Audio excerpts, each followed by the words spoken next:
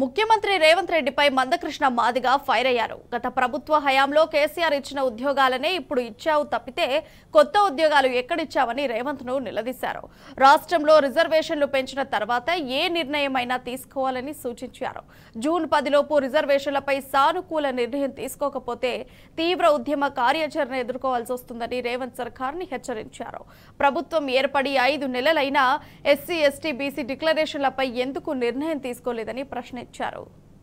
SC ST మరియు BC రిజర్వేషన్లను పెంచాకనే రేవంత్ రెడ్డి గారు ప్రభుత్వం ఎలాంటి నిర్ణయాలైనా తీసుకోవాలి.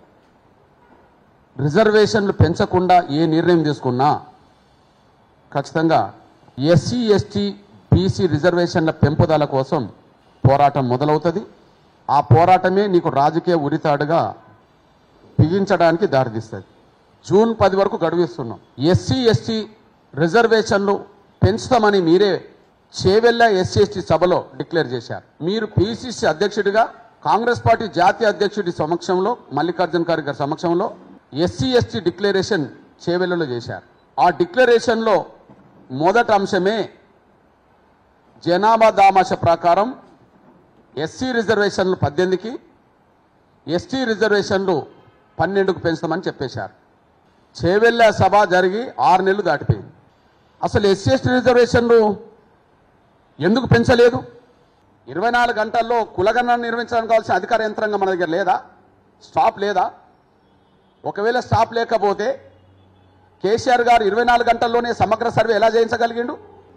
SC SC BC minority OC ఒక మాటలు చెప్పాలంటే తెలంగాణ రాష్ట్రంలో ఉండబడి అన్ని వర్గాలకు సంబంధించిన సమాచారాన్ని సేకరించడానికి సమగ్ర సర్వే నిర్వహించాడు. అన్ని వర్గాల సమాచారాన్ని సేకరించడానికి 24 గంటలు పడితే ఓబీసీల జనాభా లెక్క పెట్టడానికి నెలలు ఎందుకు పడుతున్నది?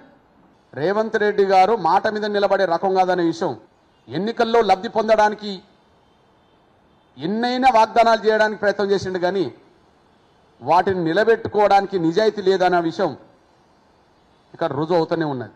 1 సంవత్సరంలోపే ఉద్యోగాలను భర్తీ చేస్తామన్నారు కదా, 2 లక్షల ఉద్యోగాలు. ఇప్పుడు 6 నెలలు గడిచింది కదా.